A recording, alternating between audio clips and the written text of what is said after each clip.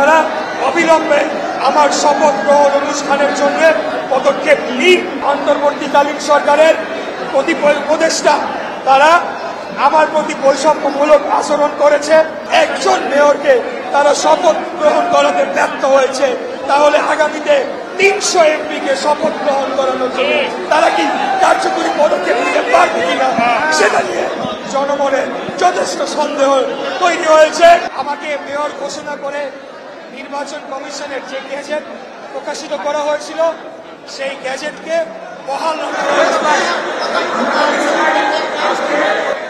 বাংলাদেশের সর্বোচ্চ আদালতে এই রায়, এই আপিল নিষ্পত্তির মাধ্যমে আমরা যে শুরু থেকে আইনের শাসনে বিশ্বাসী, আইনের প্রতি শ্রদ্ধাশীল এবং বাংলাদেশে আইনের শাসনকে সম্পূর্ণ শ্রদ্ধা রেখে আমরা যে মামলা করেছিলাম, আদালতের প্রতি পূর্ণাঙ্গ আস্থা আমরা রেখেছিলাম, সেটি আবারও প্রমাণিত হয়েছে যে বাংলাদেশ জাতীয়তাবাদী দল বিএনপি এবং এর সর্বস্তরের নেতাকর্মীরা আমরা আইনের প্রতি শ্রদ্ধাশীল।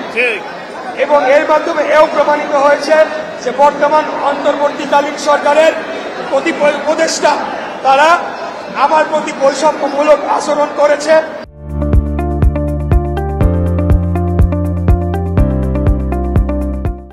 এবং তারা নির্বাচন কমিশন,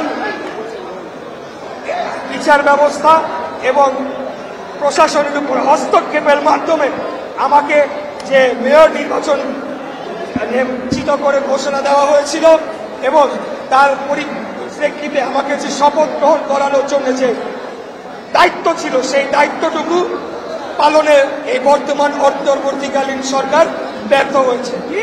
এখন সর্বশেষ যে কথাটি বলতে চাই, তারা যদি অনতি বিলম্বে আমার শপথ গ্রহণ অনুষ্ঠান সম্পন্ন করার জন্য পদক্ষেপ না নেয়, তাহলে এটাই প্রতীয়মান হবে যে বাংলাদেশের সর্বোচ্চ আদালত এবং আপিল বিভাগের প্রতি তারা আদালত অবমাননার সামিল হচ্ছেন এবং অবমাননা করার মতোই একটি পদক্ষেপ নেওয়া হচ্ছে। অতএব আমি বর্তমান অন্তর্বর্তীকালীন সরকারের সকল পর্যায়ে যারা এটার প্রতি এটার সাথে সংযুক্ত তাদেরকে শেষবারের মতো আহ্বান জানাবো, আপনারা অবিলম্বে আমার শপথ গ্রহণ অনুষ্ঠানের জন্য পদক্ষেপ নিন।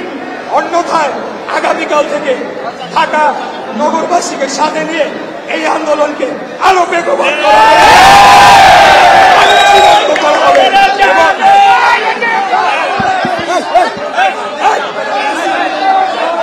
এবং এই বর্তমান অন্তর্বর্তীকালীন সরকার যে তার নিরপেক্ষতা হারিয়েছে সেটিকে পুঁজি করে, সেটিকে মাথায় নিয়ে, সেটিকে জনগণের কাছে নিয়ে আমরা আমাদের আরো চূড়ান্ত করার লক্ষ্যে ব্যবহার করব এবং আগামী জাতীয় নির্বাচনের আগে যাতে একটি সম্পূর্ণ নিরপেক্ষ সরকার ব্যবস্থা প্রতিষ্ঠা হয়, যার অধীনে জনগণ ভোট দিতে পারবে, যেই ভোট তাদের মাধ্যমে জনগণের নির্বাচিত সরকার প্রতিষ্ঠা লাভ করবে, সেই পদক্ষেপ আমরা গ্রহণ করব।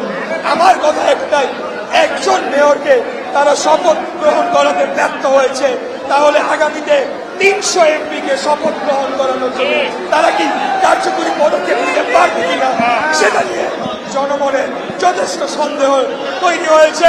অতএব অন্তর্বর্তীকালীন সরকারকে শেষ সুযোগ দেওয়া হচ্ছে, আপনারা আপনাদের নিজেদেরকে সংশোধন করুন এবং আদালতের রায়কে মেনে নিয়ে, জনগণের রায়কে মেনে নিয়ে কার্যকরী পদক্ষেপ করুন।